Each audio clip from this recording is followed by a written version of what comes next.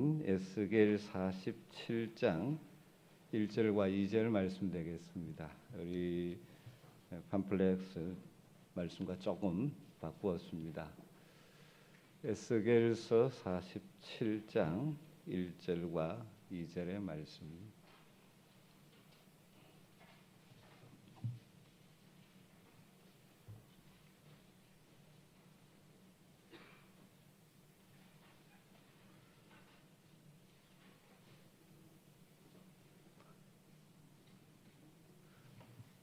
다 같이 한 목소리로 말씀을 읽도록 하겠습니다. 그가 나를 데리고 성전 문에 이르시니 성전의 앞면이 동쪽을 향하였는데 그 문지방 밑에서 물이 나와 동쪽으로 흐르다가 성전 오른쪽 제단 남쪽으로 흘러내리더라. 그가 또 나를 데리고 북문으로 나가서 바깥길로 꺾여 동쪽을 향한 바깥문에 이르시기로 본적 물이 그 오른쪽에서 서며 나오더라.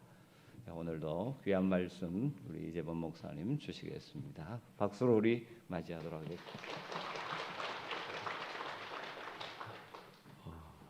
잘 주무셨습니까? 네. 우리 오늘 찬양하신 분이 부목사님, 최 목사님이 얼마나 자랑을 하든지 제가 유튜브도 한번 봤어요. 제 학교 후배거든요. 같은 성악을 전공했는데 저는 새벽이면 목이 이렇게 잠겨가지고 말도 못하는데 참 사모님은 이 목사님보다 훨씬 더 잘생겼다 그러는데 인물은 잘 모르겠습니다만은 오늘 본문을 갑자기 바꾸게 돼서 죄송합니다. 바꾸게 된 이유가 사실은 이스라엘 백성들 안에 있는 좀 질병에 대한 얘기를 했었어요. 영적 조급증, 또 영적 건망증, 뭐 이런 얘기를 좀 하려고 했는데 아미교회 의사 선생님들이 너무 많아가지고 제가 좀 조심스럽더라고요. 어제 박한배 집사님 딱 보는 순간 본문을 바꿔야겠다 싶어서 오늘은 다시 시작합시다. 이렇게 한번 본문을 가지고 말씀을 좀 나누려고 합니다. 교육학을 전문하는 분들에게 아이들 놀이 중에 가장 가치 있는 것이 뭐냐고 물으면 대부분 레고를 꼽습니다. 레고. 아주 작은 도구 있잖아요. 이 조각들을 붙여가지고 큰 것을 완성하는 것이 레고인데 만약에 집을 짓는다 그러면 아이들은 레고를 가지고 바닥을 이렇게 먼저 만듭니다. 그리고는 벽체를 세우고 그 벽에 맞게 또 지붕을 이렇게 얹죠. 이 과정 속에서 아이들은 자연스럽게 순서와 과정의 중요성을 배우게 된답니다. 그래서 레고를 꼽는다고 합니다. 저는 새해를 맞이할 때마다 하나님께서 우리에게 새해를 주신 분명한 이유가 있다. 이런 생각을 늘 합니다. 그게 뭐냐? 다시 시작할 수 있는 기회를 주신 것이다. 지난 날은 다 잊어버리고 원점에서 다시 한번 시작할 기회를 주신 게 새해가 아닌가. 혹 가정이나 교회 공동체 가운데 무너진 영역이 있다면 다시 회복할 수 있는 기회를 주신 것이다. 그런 생각을 합니다. 우리가 이렇게 특별 새벽 부흥회 하는 것도 그런 거 아니겠어요, 그죠? 다시 한번 은혜를 받고 영적인 삶을 시작하자고 기회를 얻는 것처럼. 그런데요, 이때 중요한 게 있습니다. 똑같습니다. 순서와 과정이 중요한 것입니다.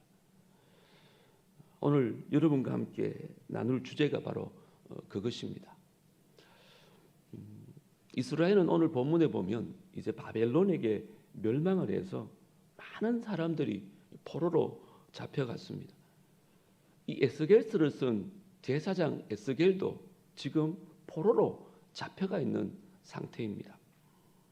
오늘 본문은 무너진 이스라엘을 하나님께서 어떻게 다시 회복시키실 것인가를 환상으로 보여주고 있습니다. 하나님은 환상 가운데 에스겔에게 성전을 보여주셨습니다. 이미 성전은 사라지고 없는데 성전의 환상을 보여주신 것입니다. 거기 성전 문지방에서부터 이렇게 물이 흘러나서 그게 동쪽으로 이렇게 흘러가다가 큰 강을 이룹니다. 그리고 그 강물이 닿는 곳마다 모든 것들이 다시 살아나는 그런 역사가 일어납니다. 이게 환상의 핵심입니다. 오늘 여러분과 함께 나누고 싶은 것은 1절 한 절인데요. 특별히 1절에 보시면 성전의 앞면이 어느 쪽을 향했다 그러죠? 동쪽을 향하였는데 그러죠. 오늘 저는 그 얘기를 좀 하려고 합니다. 성전의 문이 동쪽에 나 있는 게 뭐 그리 중요할까요? 그런데 하나님께서 디자인한 모든 성전은 이상하게도 문이 동쪽에만 있습니다. 출애굽한 이스라엘 백성들이 모세에게 받았던 시내산에서 받았던 그 성막의 구조도 보면 동쪽에 문이 있습니다. 솔로몬이 지었던 성전도 그렇고 오늘 본문의 환상에 본 성전도 똑같습니다. 왜 동쪽에 성문이 있을까요? 그 의미를 알려면 여러분들이 시대적 배경을 좀 아셔야 됩니다. 이스라엘은 과거에 애굽에서 400년 넘게 포로로 종살이를 했습니다. 그쯤에 이집트에서 가장 큰 신전이 있었는데요. 그게 바로 카르낙 신전입니다. 저도 성지순례를 한 2번쯤 다녀왔는데 한 1000년에 걸쳐서 지은 거대한 신전입니다. 아시다시피 이집트에서 가장 위대한 신은 태양신인 라입니다. 그래서 모든 신전은 태양이 뜨는 동쪽을 향하게 되어 있습니다. 자연스럽게 출입구는 서쪽이겠죠. 그래서 서쪽에서 들어가서 동쪽에서 뜨는 태양을 바라보는 구조가 이집트의 모든 신전이 갖고 있는 공통점입니다. 이스라엘은 그 나라에서 근 430년 동안 생활을 했습니다. 알게 모르게 많은 영향을 받았겠죠. 우리도 동쪽 그러면 좀 신성하게 느껴지잖아요. 해가 뜨는 곳. 그래서 일출을 보러 가기도 하고 또 해맞이를 거기서 하기도 하잖아요. 그런데 출애굽한 이스라엘은요. 하나님의 임재를 상징하는 성막을 지으면서 출입구를 어디에 두는가 하면 동쪽에 둡니다. 동쪽에. 문을 동쪽에 낸다는 말은 태양을 등지고 서쪽을 향해 들어간다는 뜻입니다. 하나님의 지성소를 서쪽에 두고 사람들은 동쪽을 등지고 하나님께 제사를 하는 구조입니다. 여러분 이건 무슨 의미일까요? 세상 사람들이 다 향하는 것과 거꾸로 선다는 의미입니다. 세상 사람들은 다 동쪽을 향해 서지만 너희들은 서쪽을 향해 서라는 것입니다. 하나님 쪽으로 서라는 것입니다. 이게 성막 안에 있는 하나님의 의도입니다. 그런 개념으로 하나님은 성막의 문을 동쪽에 내신 것입니다. 여러분, 출입구가 성막의 출발이듯이 이게 신앙의 출발점이라는 것입니다. 이게 회복의 출발점이라는 것입니다. 다시 말하면 지금까지 세상을 향해 있던 우리의 시선들을 다 거두고 이제는 내가 놓치고 있던 시선을 하나님께로 고정하는 것. 이게 신앙의 기초이자 출발입니다. 그런데 그런 성막에서 생활했던 이스라엘은 왜 망했을까요? 분명히 성막에서 그들은 하나님께 예배를 드렸습니다. 제사도 드리고 하나님을 찬양하며 늘 율법을 손에 들고 있었습니다. 그런데 왜 이스라엘은 망했을까요? 이유는요, 몸은 성전에 있는데 하나님께 향해 있는데 그들의 마음은 동쪽을 향해 있었던 것입니다. 제 말이 아닙니다. 여러분 에스겔 8장을 한번 보십시다. 8장 16절. 어제는 읽으라 그러더니만 오늘 막 찾으라 그래서 죄송한데 갑자기 본문을 바꾸는 바람에 자막을 제가 준비를 못했습니다. 에스겔 8장 16절 찾으셨습니까? 다 같이 읽습니다. 시작. 그가 또 나를 데리고 여호와의 성전 안뜰에 들어가시니라. 보라, 여호와의 성전 문 곧 현관과 제단 사이에서 약 25명이 여호와의 성전을 등지고 낯을 어디로요? 동쪽으로 향하여 누구에게? 동쪽 태양에게 예배하더라. 놀랍지 않습니까? 이것도 환상인데요.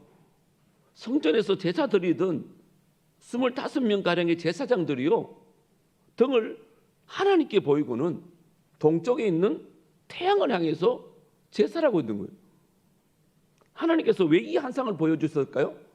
너희들의 진짜 모습이 이거다는 거예요. 이스라엘의 진짜 모습이 이거라는 거예요. 하나님을 등진 채 하나님을 섬기고 하나님을 등진 채 하나님의 백성이라고 말하고 다녔다는 것입니다. 하나님은 그들을 가만히 둘 수가 없어요. 하나님이 왜 당신의 자존심이자 최후의 보루인 이 성전까지 회파하면서까지 이스라엘을 심판하셨을까요? 그 이유는 분명합니다. 몸은 성전을 향해 있는데 그들의 마음이 이미 세상을 동경하고 있고 세상을 따르고 있었고 세상을 섬기고 있었기 때문에 그랬던 것입니다. 오늘날에도 이런 현상은 판박입니다.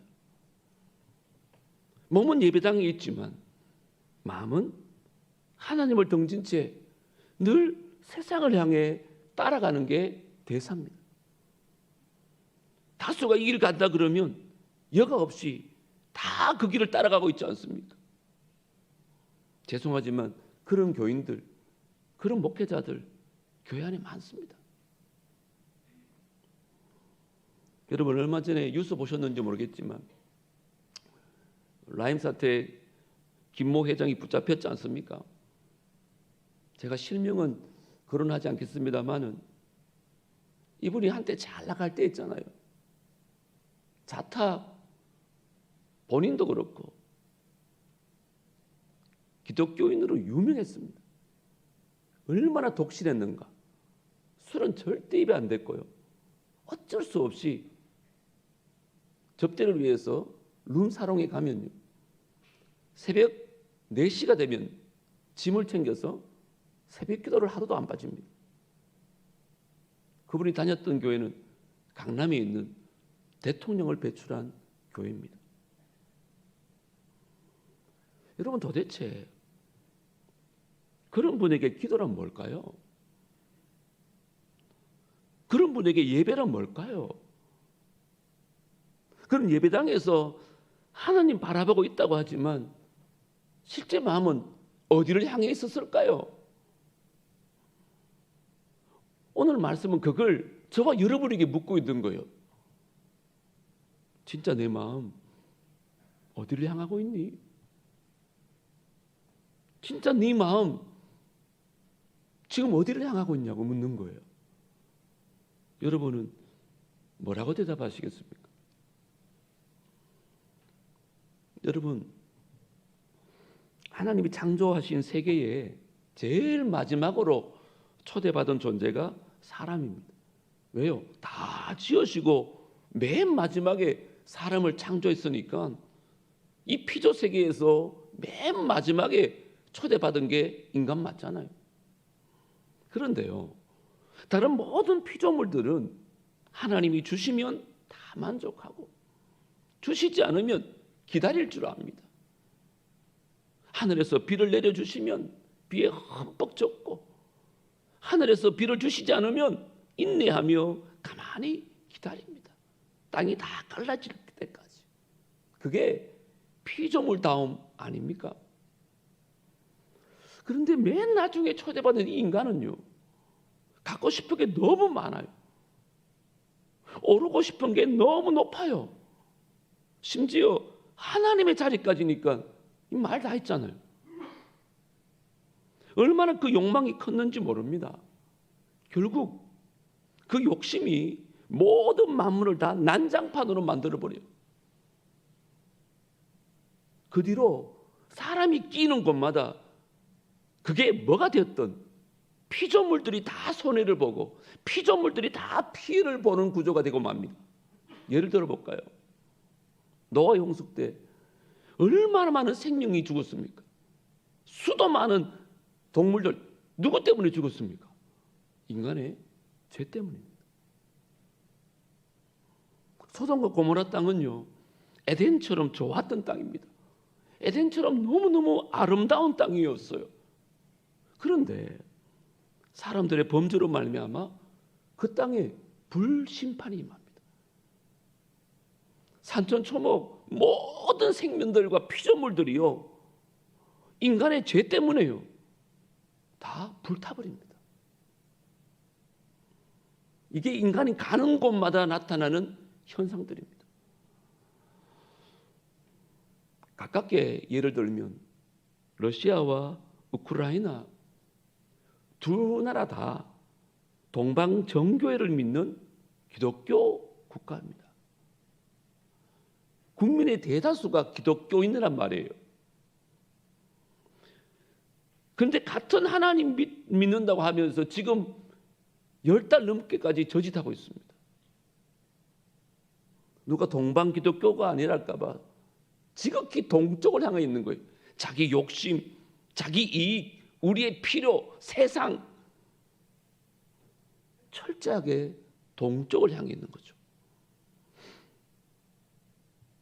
자, 그렇다면 두 번째로 이 망가진 세상을 어떻게 회복할 수 있을까요? 유일한 방법은 욕망이 향해 있던 곳으로부터 등을 돌리는 것, 그것뿐입니다. 그것 말고는 회복의 방법이 없어요. 그리고는 창조주 앞에서 철저하게 피조물의 자리로 돌아가는 것입니다.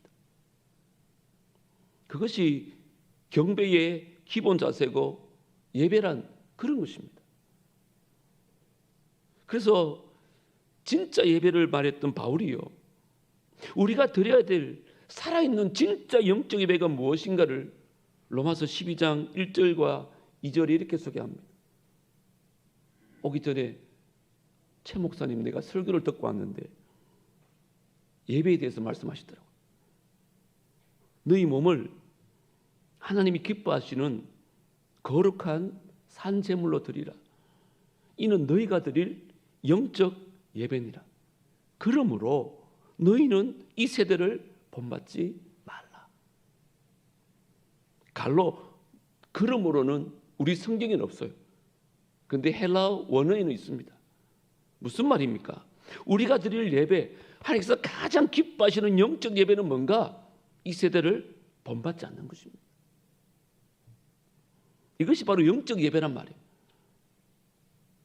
예배다방에서만 드리는 예배가 아니라 삶 속에서 세상을 본받지 않고 하나님을 향하는 것, 하나님의 방식과 하나님의 뜻을 따라 사는 것, 이게 진정한 영적 예배라는 것입니다. 하나님이 받으시는 예배는요, 여러분들이 이 자리에 앉아 있는 것으로 족하지 않습니다. 헌금을 드리고 찬양을 하고 기도하는 종교 행위에 있지 않다는 말이에요. 저 세상, 동쪽을 향해 있는 세상, 그 세대를, 그 정신을 본받지 않는 것이 하나님 원하시는 진정한 예배란 말입니다. 오늘날 한국만 해도 6만 개가 넘는 교회에서 수많은 사람들이 예배를 드리지만 정말 대다수는 동쪽을 향해서 우리의 시선을 두고 있지 않은가. 목사의 한 사람으로 이게 통탄할 일입니다. 이게 정말 가슴 아픈 일입니다. 여러분의 예배는 어떻습니까? 여러분, 나쁜 물을 고치려면요, 제일 좋은 방법이 뭔지 아세요? 그것은 물을 바다로 돌려보내면 됩니다. 바다는 어떤 물이든 들어가면 다 깨끗해져요. 다 희석되어져요. 똥물도 들어가면 깨끗해진다니까요. 자, 그렇다면 이 죄인된 인간은 어디로 가야 될까요? 어디로 가야 살아날까요? 바로 하나님께로 향해야 삽니다. 그것 말고는 없다니까요. 이 땅에 온갖 수행이나 수양이나 고행 아무 소용없습니다. 죄된 인간은, 이 나쁜 인간은, 이 악한 인간은 오직 하나님을 향할 때만 회복이 있는 줄 믿습니다. 에스겔의 한상은요, 지금 우리에게 그걸 말씀하고 있는 거예요. 혁명, 영어로 레볼루션 그잖아요. 사실은 그거 거창한 거 아닙니다. 뭐 세상을 뒤집었거나 난리굿을 피우는 걸 우리는 혁명이라고 생각하는데, 혁명, 레볼루션은 공전이란 뜻이에요. 공전. 처음 자리로 돌아가는 것, 이게 혁명입니다. 다시 원점에서 시작하는 것, 이게 혁명이에요. 하나님을 만났던 사람은요, 하나님을 떠나면 하나님과 다시 조화하는 것입니다. 그게 혁명입니다. 내 인생이 아무리 망가지고 내 인생이 아무리 격기를 갖더라도 이제 하나님께로 돌아와서 하나님만 마주한다면 그 인생 가운데 혁명이 시작되는 줄 믿습니다. 이런 은혜가 새 여러분들에게 있게 되기를 주의 이름으로 축원합니다.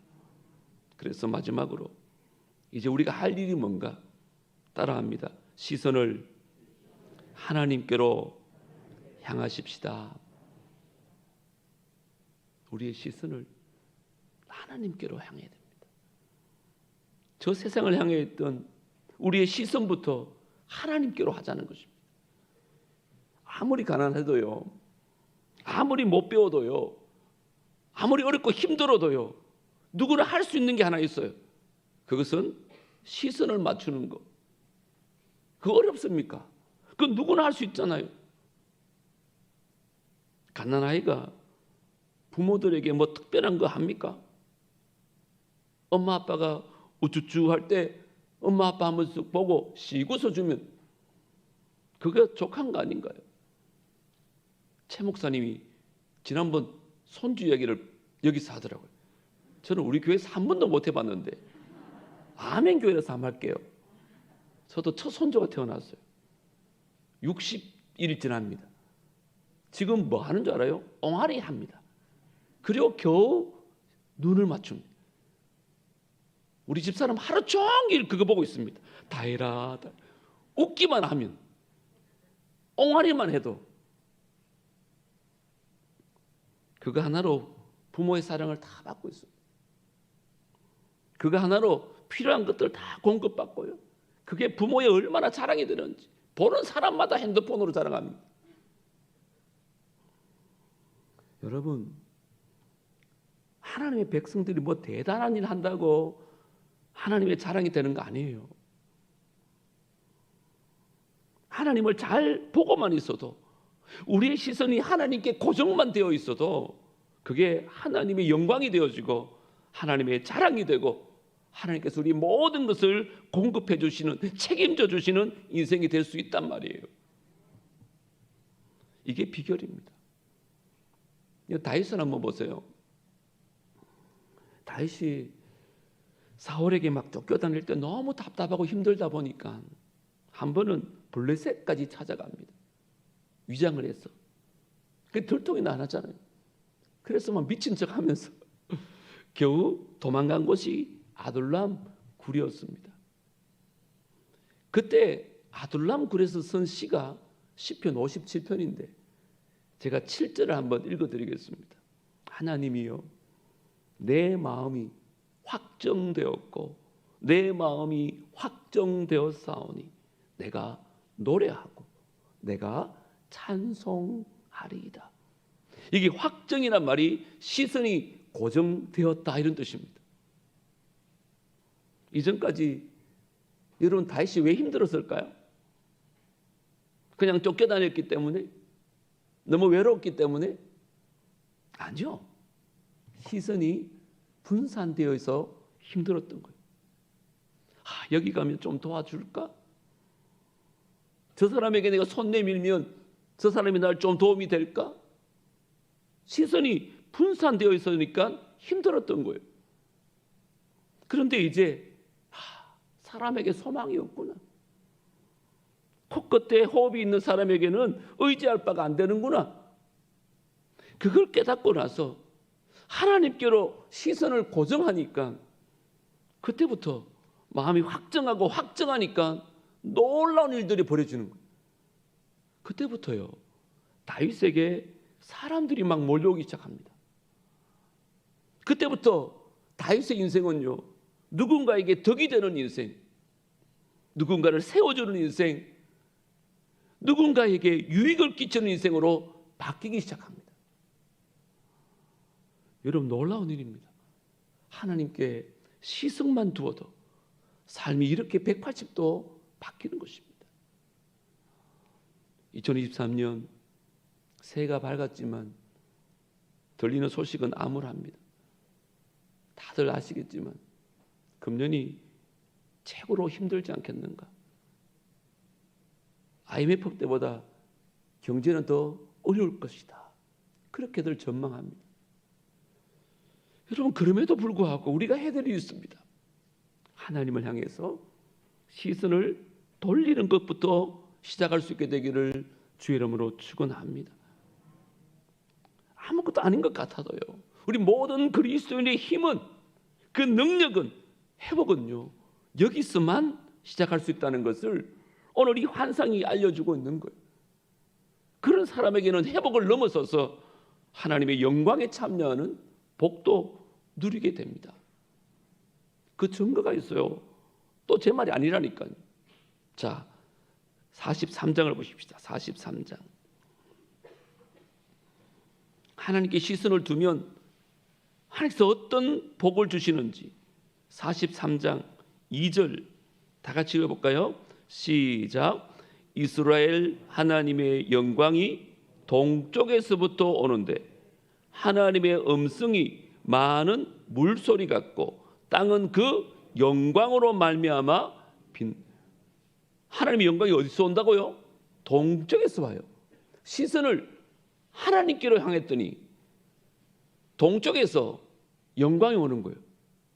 4절 5절도 읽어볼까요? 4절 5절 시작. 여호와의 영광이 동문을 통하여 성전으로 들어가고 영이 나를 들어 데리고 안뜰에 들어가시기로 내가 보니 여호와의 영광이 성전에 가득하더라. 여호와의 영광이 동문을 통하여 성전에 들어오는데 성전에 가득한 거예요. 굉장히 아이러니하지 않습니까? 사람이 하나님을 등지고 세상을 향해 있을 때 하나님은 당신의 영광을 눈꽃만큼도 보여주지 않았어요.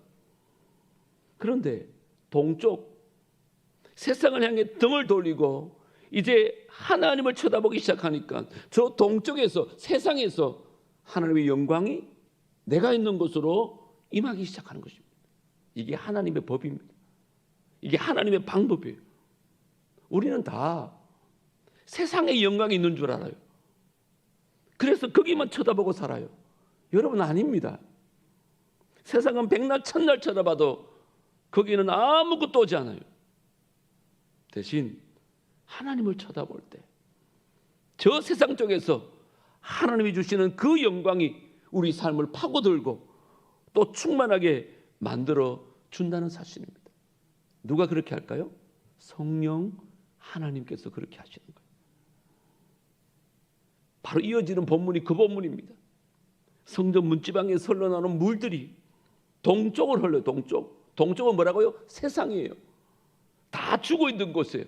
그런데 그 물이 그쪽으로 흘러서 물이 닿는 곳마다 모든 것들이 소생하고 살아나는 역사가 일어나요. 이게 바로 성령의 역사예요. 성령. 혹시 여러분의 삶에 무너진 영역이 있습니까? 가정이 흔들리고 있습니까? 관계가 깨어지고 있습니까? 아니면 내가 속한 기관이나 교회에 다시 수축해야 될 영역들이 있습니까? 부탁드립니다. 인간적인 방법과 수단 미련 없이 다 버리십시오.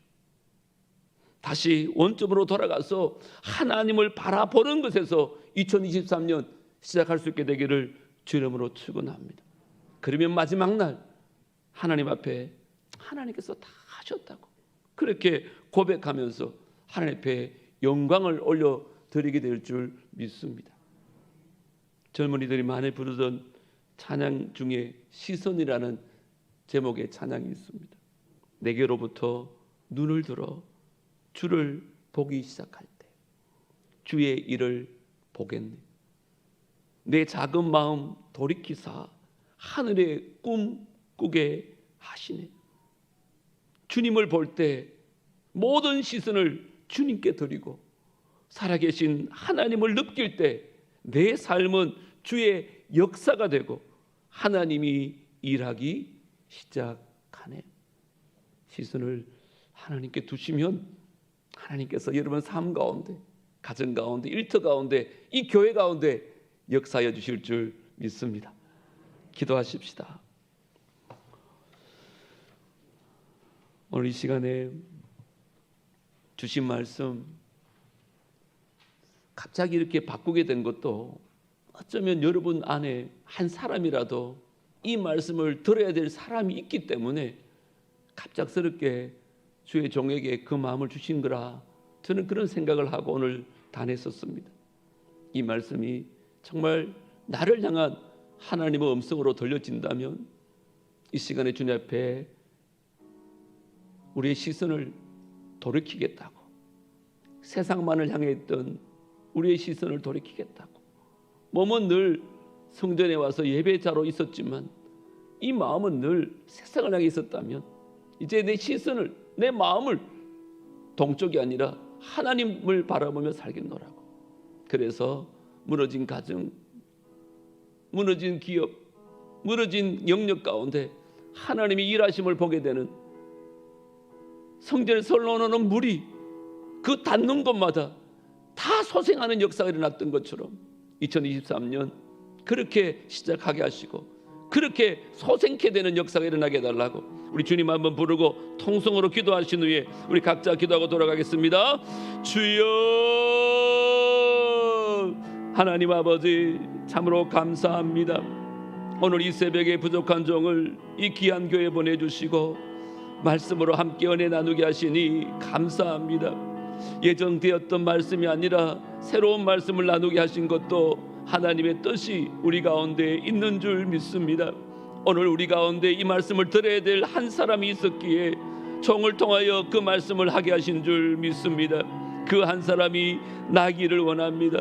저 말씀이 나를 향한 하나님의 음성으로 들려지는 은혜가 있기를 원합니다. 하나님 아버지여, 늘 주님을 예배한다고 하지만, 주님을 섬긴다고 하지만 내 마음은 늘 세상을 향해 있었지는 않은지요, 늘 동쪽만 바라보고 있지는 않은지요. 이제 우리가 다시 원점으로 시작하기를 원합니다. 2023년 새롭게 시작하기를 원합니다. 그러기 위해서 먼저 우리의 시선부터 하나님께 고정하기를 원합니다. 내게로부터 눈을 들어 주를 보기 시작할 때 주의 일을 보겠다고 말씀하고 찬양한 것처럼 우리가 아버지 이제 주님 시선을 돌이켜서 주님만 바라보고 하게 하여 주시옵소서. 오늘 이 새벽에 기도하는 우리 모든 성도들 한 분 한 분 다시 한번 우리의 마음에 결단하게 하시고 주님의 일하심을 보게 하여 주시고 이 해가 마지막 때에 정말 주님께서 하셨다고 고백할 수 있는 귀한 은혜가 있게 하여 주옵소서. 남은 아버지 부흥의 하루하루도 주님 기억하여 주시고 한량은 없는 은혜를